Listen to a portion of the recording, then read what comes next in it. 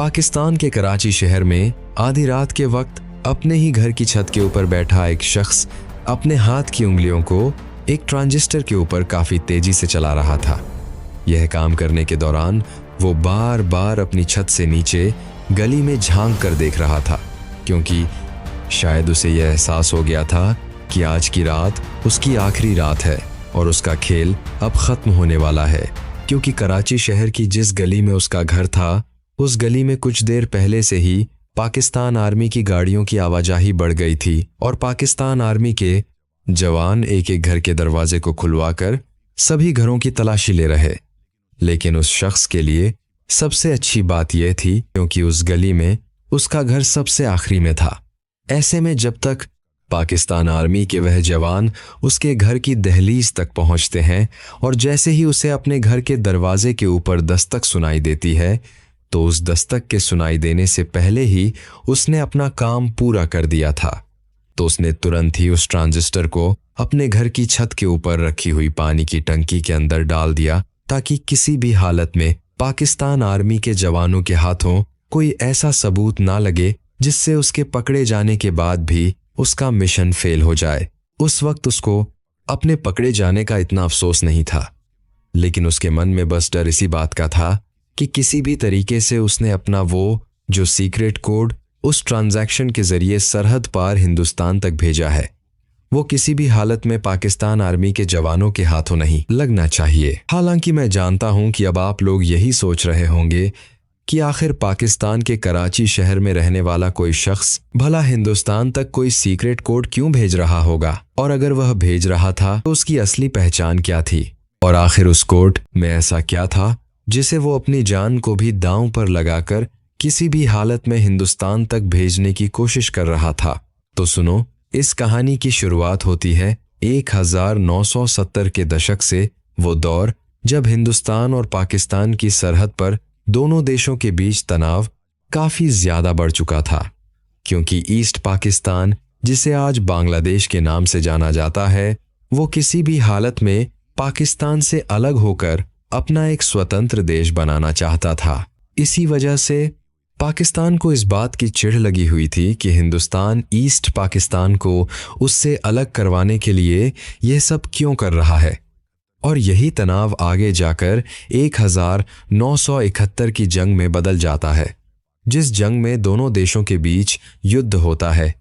लेकिन इसी युद्ध में पाकिस्तान के कराची शहर में रहने वाले इस शख्स का चाचा लापता हो जाता है। दरअसल जो शख्स ट्रांजिस्टर के जरिए उस रात हिंदुस्तान तक एक सीक्रेट मैसेज भेज रहा था, उस शख्स का नाम आरिफ कुरैशी था, और आरिफ कुरैशी के चाचा पाकिस्तान आर्मी में तैनात थे, जो कि 1971 की जंग के दौरान लापता हो गए थे। पाकिस्तान आर्मी की तरफ से उनके बारे में उनके परिवार को कोई भी जानकारी नहीं दी गई। इसी चीज की वजह से आरिफ कुरैशी के मन में पाकिस्तान आर्मी और पाकिस्तान के प्रति एक अलग ही रंजिश पैदा हो गई थी, और वह इस चीज का बदला पाकिस्तान से किसी भी हालत में लेना चाहता था। अब जो आरिफ कुरैशी था वो कराची में एक रेडियो मैकेनिक के तौर पर काम किया करता था। कराची शहर के ही पुराने बाजार में उसकी एक छोटी सी दुकान थी, जहां पर लोग अपने ट्रांजिस्टर, वायरलेस सेट और पुराने टेप रिकॉर्डर ठीक करवाने के लिए उसके पास आते थे। लेकिन पिछले 2 से 3 सालों में उसके मन में पाकिस्तान के प्रति इतनी नफरत पैदा हो गई थी कि काम करने के दौरान भी वह फ्रस्ट्रेट रहता था। इसके साथ ही वह हर शख्स के पास पाकिस्तान आर्मी की बुराइयां किया करता था, क्योंकि उसके मन में पाकिस्तान आर्मी के प्रति एक ऐसी नफरत बैठ गई थी जिसके चलते वह किसी भी हद तक जा सकता था। अब इसी दौरान इधर हिंदुस्तान की खुफिया एजेंसी रो को बने हुए भी अभी 3 से 4 साल का ही वक्त हुआ था, पर तब तक भी रो के कुछ जासूस पाकिस्तान तक पहुंच चुके थे, और उन्हीं में से किसी एक जासूस की नजर आरिफ कुरैशी के ऊपर पड़ जाती है।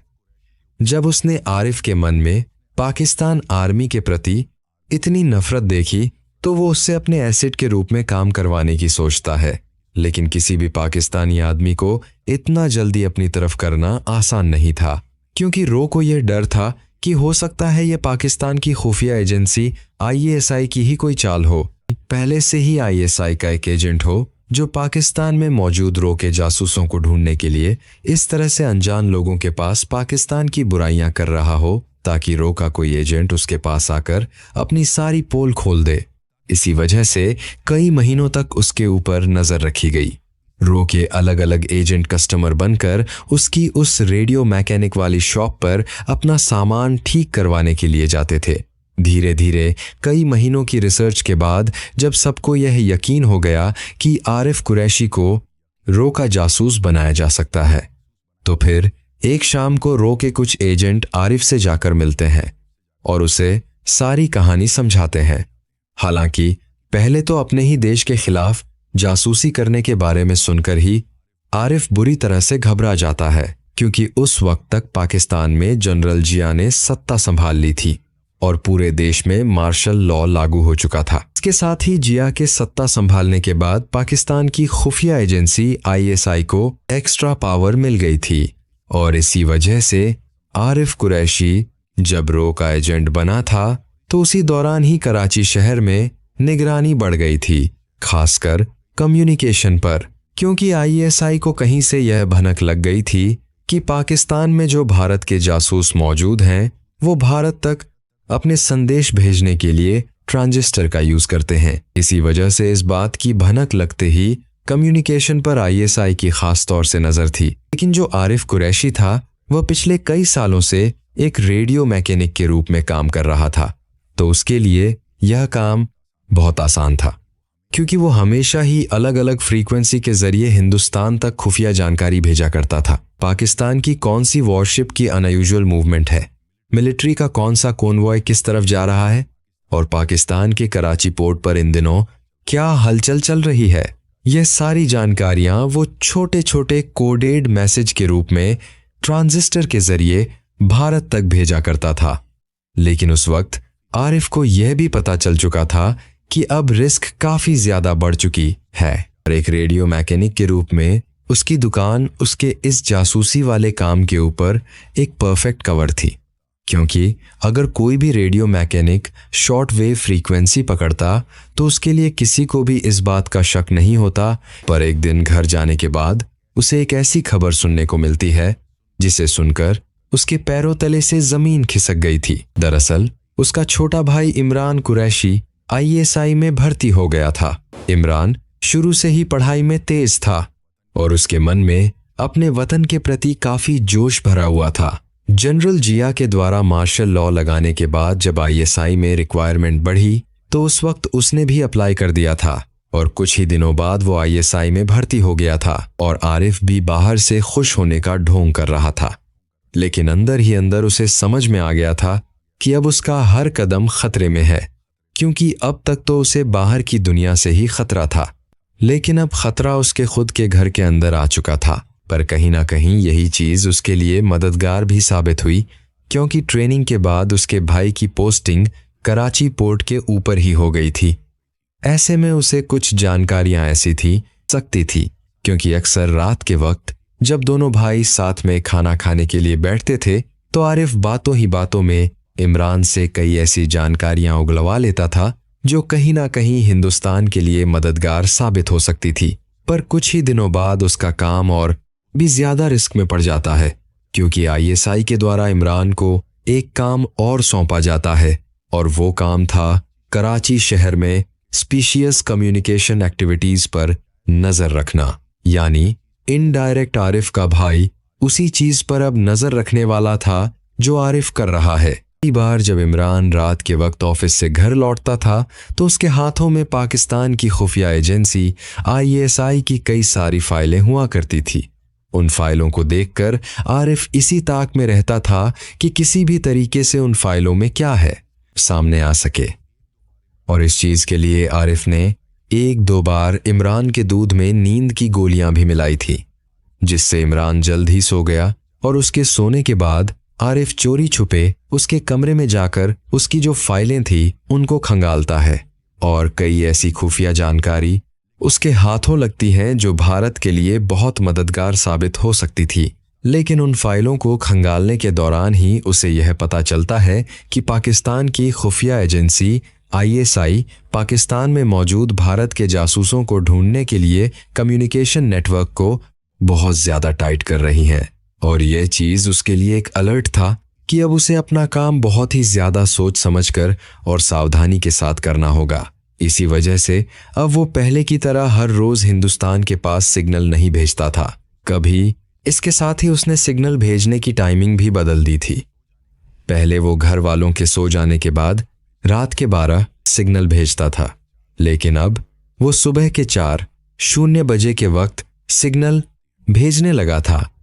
कराची पोर्ट के जिस एरिया में आरिफ का घर था, उसी एरिया में आईएसआई ने इलीगल ट्रांसमिशन ट्रेस करने के लिए मोबाइल मॉनिटरिंग वैन तैनात कर दी थी और वो वैन पूरी रात कराची शहर की अलग अलग गलियों में घूमती रहती थी और रेडियो फ्रीक्वेंसियों को पकड़ने की कोशिश करती थी। इस चीज से आरिफ अच्छी तरीके से यह बात समझ गया था कि अपने आप को नहीं बचा पाएगा। इसी चीज के डर से उसने अगले कई दिनों तक हिंदुस्तान के पास कोई कोड नहीं भेजा। लेकिन इधर दिल्ली में बैठे हुए रो के अधिकारियों को तो इन्फॉर्मेशन चाहिए थी, खासकर कराची पोर्ट पर पाकिस्तान नेवी की होने वाली एक्टिविटीज की। लेकिन वो कहते हैं ना कि कई बार जल्दबाजी ही सबसे बड़ी गलती साबित होती है। सरहद के उस पार बैठा हुआ आरिफ सिग्नल ना भेजकर बिल्कुल सही कर रहा था,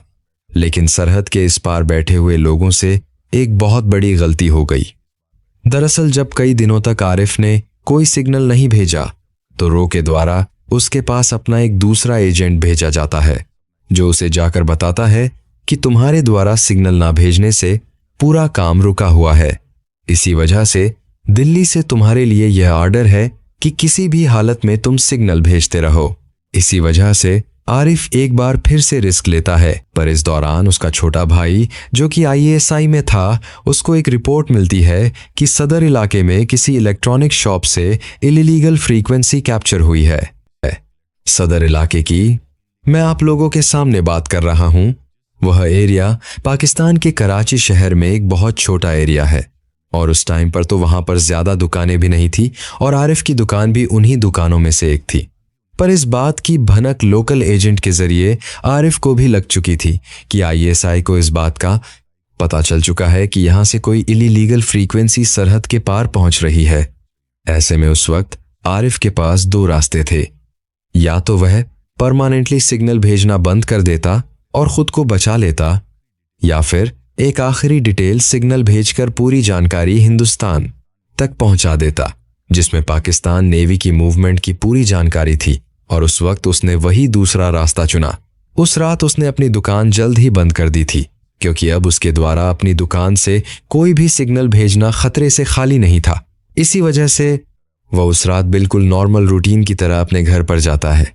उसके चेहरे की हालत देखकर घर वालों को यही लगता है कि शायद काम की वजह से वह थक चुका है। इसी वजह से सब लोग जल्द ही खाना खाकर सो जाते हैं,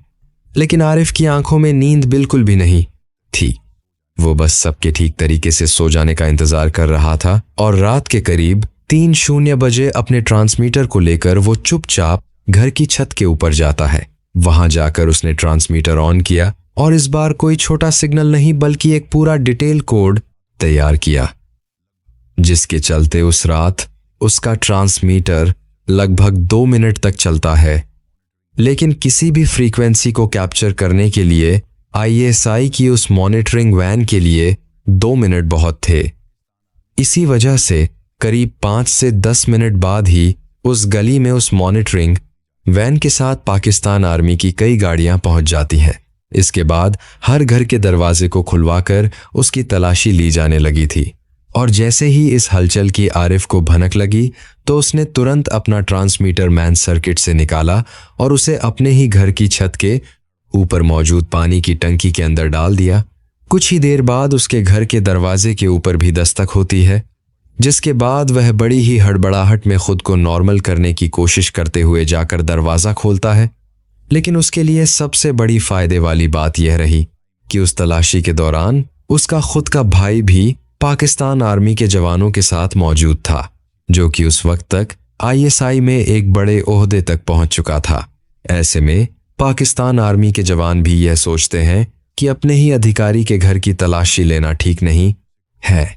इसी वजह से उस रात तो वह बच जाता है। धीरे धीरे उसका भाई इमरान पाकिस्तान की खुफिया एजेंसी ISI में बहुत बड़ी पोस्ट पर पहुंच जाता है, लेकिन उसे कभी भी यह पता नहीं चलता है कि उसके खुद के ही घर से हिंदुस्तान तक खुफिया जानकारी पहुंचाई जा रही थी। आज भी आरिफ कुरैशी कराची की उसी दुकान में एक बुजुर्ग रेडियो मैकेनिक के रूप में जाना जाता है, लेकिन इतने साल बीत जाने के बाद भी किसी को भी यह नहीं पता कि कभी उसी रेडियो मैकेनिक दुकान से सरहद के उस पार मैसेज जाते थे, और शायद इस वक्त तक तो उसके भाई का ओहदा ISI में बहुत ऊपर तक जा चुका होगा, जिसके चलते घर में रहने के दौरान कई ऐसी खुफिया जानकारियां होती होंगी जो उसको पता रहती हैं। हालांकि हो सकता है कि आरिफ कुरैशी अब भी इन सब चीज़ों में एक्टिव हों और अब तक तो उसके भाई की ISI में बहुत पहुंच बन चुकी होगी, तो कुछ बहुत इंपॉर्टेंट इन्फॉर्मेशन वो निकाल सकता है, लेकिन इन सब बातों की हम या हमारा चैनल पुष्टि नहीं करता है। दोस्तों, अगर हमारी ये 2D एनिमेशन वाली वीडियो आपको पसंद आई हो तो वीडियो को एक लाइक और चैनल को सब्सक्राइब ज़रूर करें। हम आगे भी ऐसी ही सच्ची और अहम कहानियाँ 2D एनिमेशन के ज़रिए आपके लिए लाते रहेंगे।